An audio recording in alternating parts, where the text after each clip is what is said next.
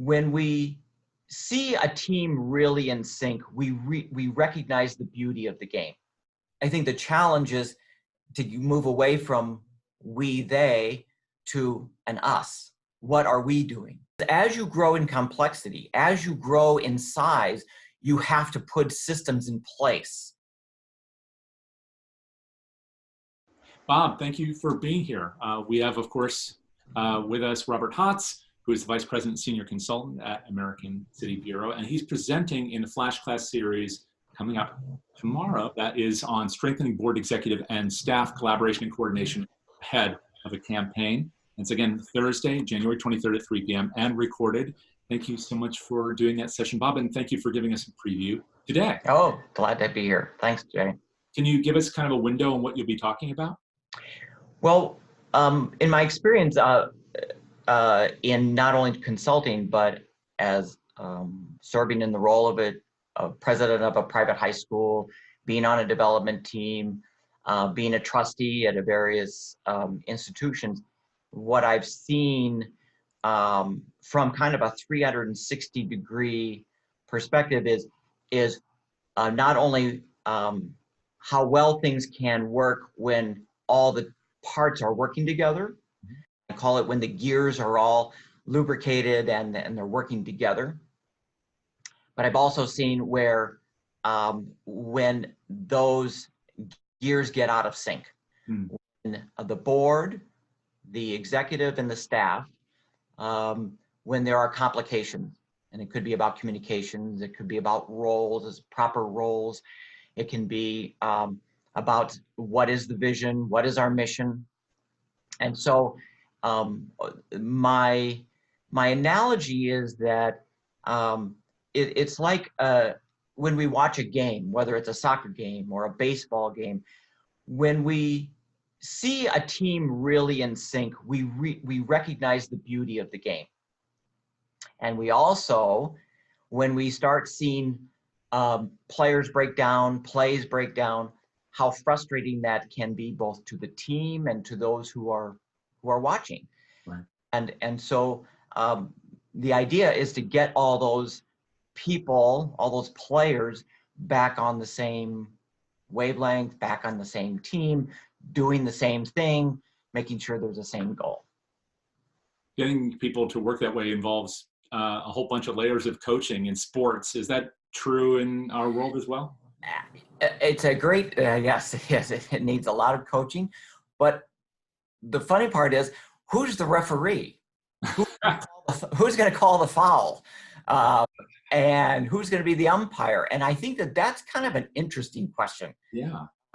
For us to consider as nonprofit organizations, because we don't have a natural referee. Yeah.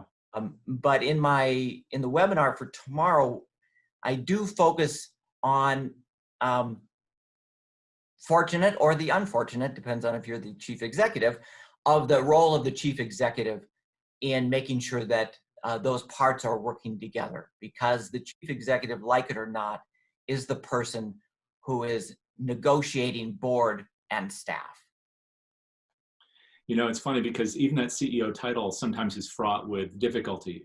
When we were talking with Mark shortly ago, Mark Pittman, he was talking about the CEO title and how sometimes then people will say, essentially they will interpret what comes from the CEO as a directive as opposed to that kind of, a collaborative opportunity. Do you have thoughts on that, about how to make sure that the CEO can lead, but lead in a way that brings out the best in people, like you say with the sports teams, rather than people saying, okay, I'll go to first when you tell me, or I'll just follow what the catcher says I should throw?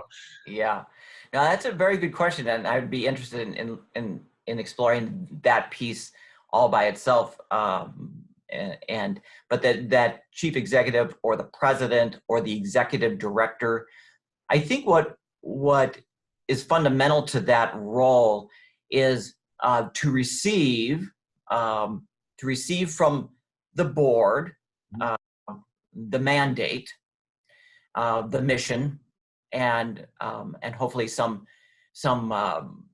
measurements and metrics around that, what that will look like, hand it to the executive, who has to say, okay, how do I manage this. There was a friend of mine, good fellow, who was he had an MBA. The board thought he'd be a great executive, but he's a micromanager who could not make a decision. That's a bad combination. If you're going to micromanage, you probably want to be making those decisions. And so it just was a very bad skill set for that position. So oftentimes a staff person sort of, you get promoted up and up, and then all of a sudden you are the executive manager, and not necessarily having been coached in those skill sets that are really unique to that role versus a program staff person. Right. You know, you have a unique insight because of your background, but also where you are right now with the American City Bureau, because the viewpoint within a for-profit corporation versus a not-for-profit organization where you have that structure of the board and so forth is slightly different. And I'm wondering where you see opportunities for nonprofits to learn from the for-profit example, you know, where people can take decisive action, for example. And because sometimes nonprofits have been accused of not failing in order to succeed, for example. Do you have thoughts on that, about how this kind of leadership that you're talking about would be could be informed in the nonprofit world by the experience you have as both a nonprofit and a for-profit leader? That's the conversation between for-profit and the not-for-profit has been a conversation that's been going on for a long time.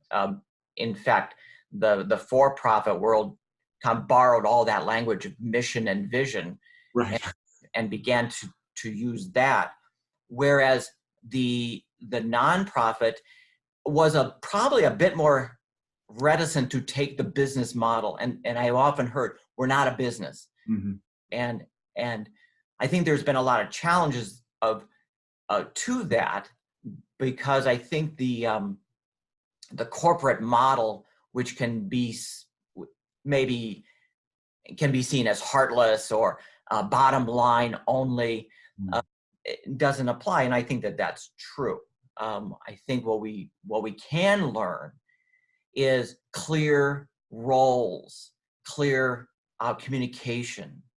I have experienced that kind of in a surprising and maybe counterintuitive way, that the smaller the not-for-profit, the more difficult or challenging is communication. Because as you grow in complexity, as you grow in size, you have to put systems in place that require people to communicate clearly, appropriately. And kind of when you get to a smaller organization, what I think kicks in is sort of that mom and pop. And, hey, we're just a family. We'll get this thing done. We can just talk to each other. And a lot of things just get really confused. So I think that the model is not so much board to executive, because in the corporate world, the chief executive is sometimes the chief is the board chair as well. So we don't want to probably go in that direction, but I think what the corporate model can offer the nonprofit is structure and boundaries and roles and things like that. Do you have an opportunity to talk about many of these issues with your clients today? I mean, tell us a little bit about the work that you're doing through. So yeah, I work with a whole variety of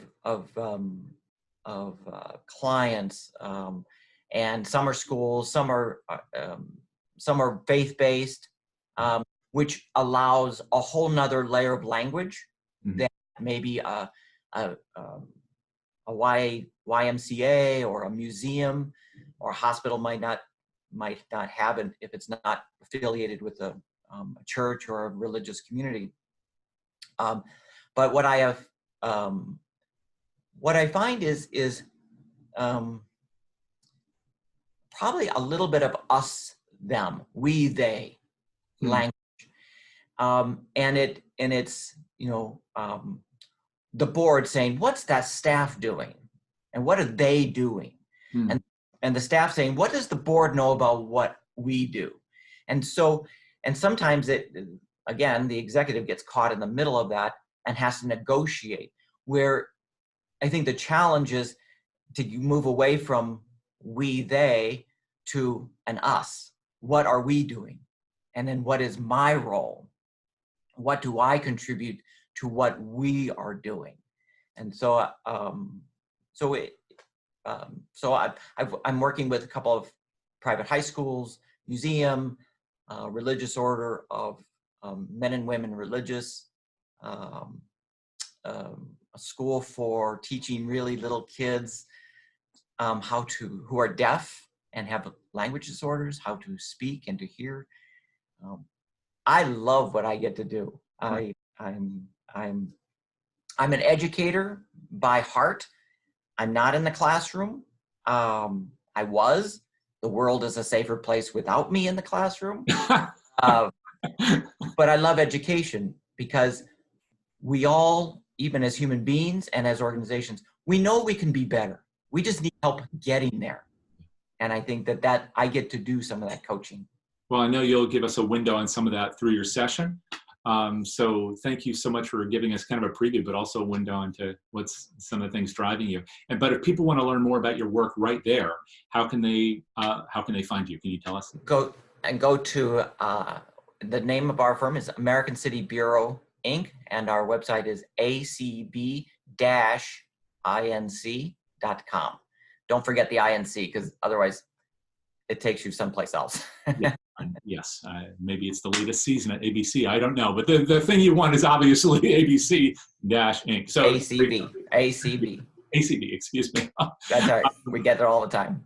Yeah, I know. Well, it's the Madam Secretary season is still sticking in my mind for some reason. No, but thank you so much for kind of a quick preview to your session, which is going to be held on Thursday, January 23rd at 3 p.m. And we'll look forward to talking to you more then.